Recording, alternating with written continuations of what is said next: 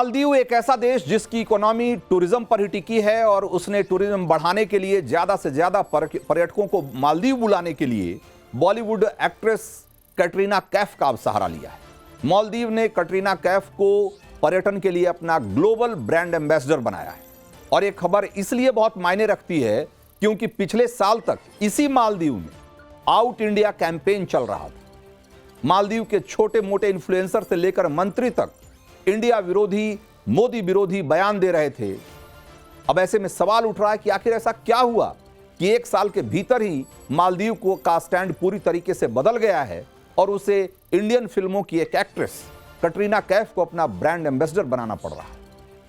तो इसके लिए पहले आपको समझना होगा कि मालदीव की इकोनॉमी के लिए टूरिज्म और मालदीव की टूरिज्म के लिए इंडिया कितना महत्वपूर्ण है।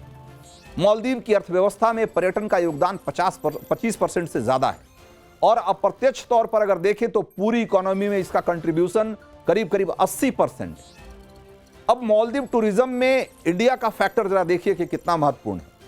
साल 2021 में जब कोरोना काल था एक तरीके से, तब 2,91,000 भारतीय पर्यटक मालदीव की यात्रा पर गए थे और 2023 आते आते भारत मालदीव के लिए दूसरा सबसे बड़ा पर्यटक बाजार बन गया और उसकी हिस्सेदारी 10% के आसपास हो गई थी। यानी मालदीव पहुंचने वाले विदेशियों में दूसरी सबसे बड़ी संख्या रशियंस के बाद, रूसियों के बाद सबसे बड़ी संख्या भारतीय पर्यटकों की।